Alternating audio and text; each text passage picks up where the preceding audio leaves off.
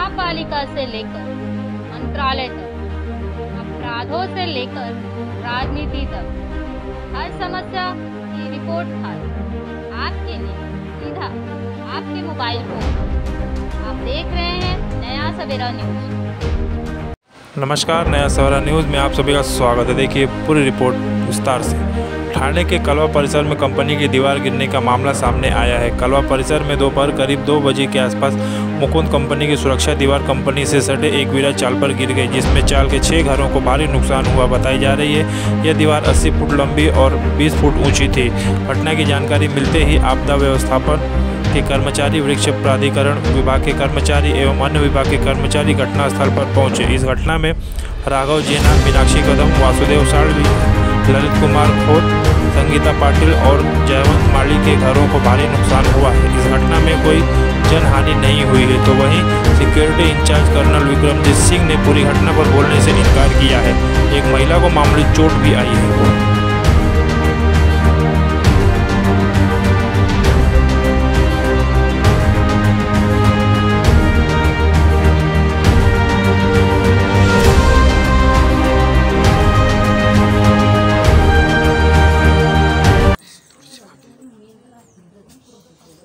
आनंदनगर एकविरा संकुल चाळमध्ये दुपारी 1:30 वाजता दुर्घटना घडली। पाठीमागे मुकुंद कंपनीची जी भिंत आहे ती भिंत अचानकपणे कोसळली आणि कोसळल्यामुळे पूर्ण अख्खी कंपाऊंडवरला लागून जी पूर्ण भिंत आहे त्या पूर्ण भिंतीला तडे गेलेले आहेत।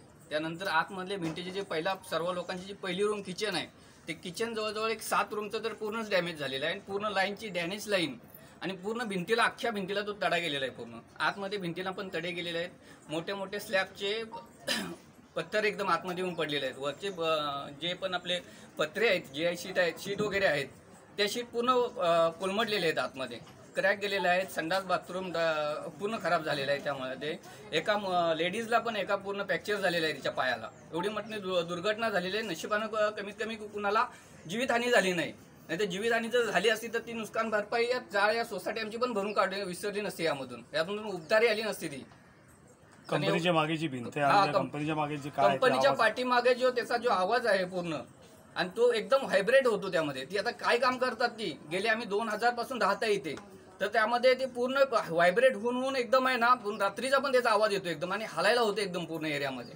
तर त्याची पण मुकुंद कंपनीनं ती व्यवस्था करावी आणि जे पण रहिवासी आहे त्याच्या बाजूने तिची जी कामाची जी पद्धत आहे ती नेक्स्ट एरियामध्ये तिने करावी कुठेतरी, म्हणजे रेसिडेन्शियल एरियाच्या बाजूला भिंत पण उभा करताना व्यवस्थित करावी त्यामध्ये, की जेणेकरून रहिवाशांना तकलीफ नसावी। कारण ही घटना जर पुढे कधी झाली परत आणि तर जीवितहानी होण्याची पण शक्यता आहे यामध्ये। हे जसं व्हायब्रेट व्हायचं तुम्ही याची तक्रार त्या कंपनीला केली होती का?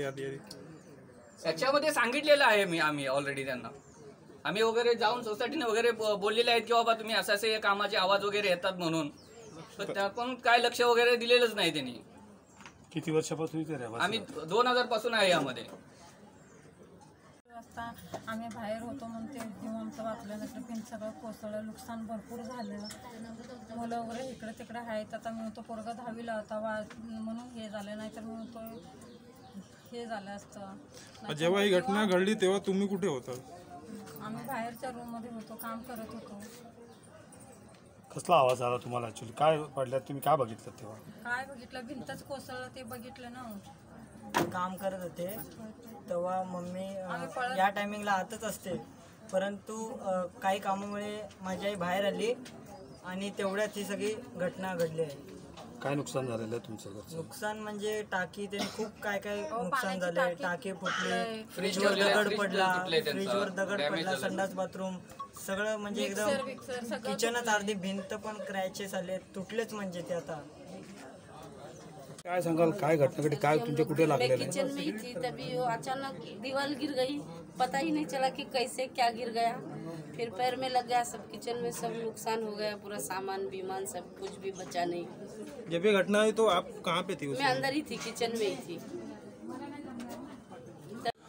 सर काय सांगाल, इथे एकविरा इथे संकुल चालचं मुकुंदची भिंत पडली इकडे, काय सांगाल त्याबद्दल? आता ते सर्व घटनेची मी नोंद घेतली आहे आणि आतमध्ये मुकुंद कंपनीचे जे कर्नल आहेत त्यांच्याशी पण माझी चर्चा झाली आहे आणि TMCच्या ऑफिसरांनी पण या घटनेची नोंद घेतली आहे। तर आता जे चर्चा तशी अशी झाली आहे की जे काय नुकसान झालं आहे लोकांचा 6व्या चालीच्या लोकांचे जेवढे घरं काय नुकसान झाले ते पूर्ण कंपनी भरून देणार आहे.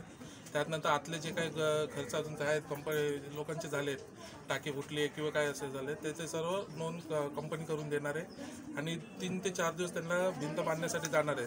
तर त्यांच्याकडे अशी निवेदन मी देऊन आलो आहे की जे 5-6 घरं आहेत आता त्यांना घरी न राहता त्यांचा दुसरीकडे कुठे अकोमोडेशन करून त्यांना त्याचाही खर्च त्यांना द्यावा. कारण की आज देवाच्या कृपेने कुठली घटना म्हणजे अशी झाली नाही, कोणाला काय एवढा काय त्रास झाला नाही किंवा लागला नाही. परंतु उद्या भिंत बांधताना उद्या अजून कुठल्या अडचण न येता कामा नये करून लोकांना अकोमोडेशनची पण सुविधा आपण त्यांच्याकडून मुकुंद कंपनीकडनं करून घेतो. इथे रहिवाशांचं इथे सांगणं आहे की म्हणजे याच्या आधी पण व्हायब्रेटचं व्हायचं पण या लोकांनी कंपनीकडे तक्रार दिली होती पण त्या लोकांनी लक्ष नाही दिलं त्याच्यावर. आता मी स्वतः कंपनीमध्ये आतमध्ये जाऊन ते घटनास्थळी जाऊन आलो आणि तिथं त्यांना निवेदन पण देणार आहे आणि त्यांना एक रिक्वेस्ट अशी केली आहे की रेसिडेन्शियल एरिया असल्यामुळे या साईडला तुम्ही हेवी कुठलेही मेटल्स किंवा काय तुम्ही डंप करू नका. त्या कारण बेरात्र तुम्ही जे व्हायब्रेशन करतात त्यामुळे आम्ही आजूबाजूच्या लोकांना धोकादायकमध्ये राहणं होतंय, म्हणून तुम्ही तसं काय करू नका. त्यांना ते आता लेखी निवेदन पण आम्ही देणार आहोत. जी भिंत पडली ती खूप जुनी होती, त्याच्या रिपेअरिंग न करता त्याने वरती 2 फुटाची जी भिंत पाडली त्याला काय आता ते त्यांच्याशी चर्चा करताना जी भिंत होती त्यांचं म्हणणं असं होतं की बेरात्र इथं कोण चोरं घुसतात, पण त्याकरिता त्यांनी 2 फुटाचा एक ब्लॉकचं बांधकाम केला होता. ते लाईटमध्ये होतं परंतु तेच ब्लॉक आज इथं लोकांच्या घरामध्ये कोसळून पडला आहे. तर त्यांना तेच रिक्वेस्ट केलं की तुम्ही असे कुठलेही अगर बांधकाम करत असेल तर एक चांगल्या प्रकारे तुम्ही बांधकाम करत असेल, येणाऱ्या टायमामध्ये लोकांना त्या सुविधेचा कुठला त्रास नाही येता का.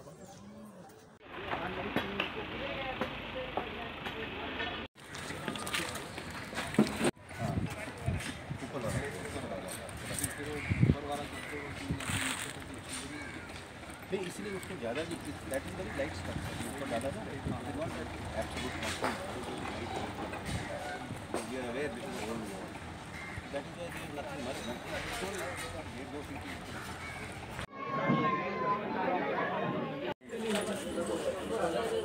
नाही असू द्या ना काकी.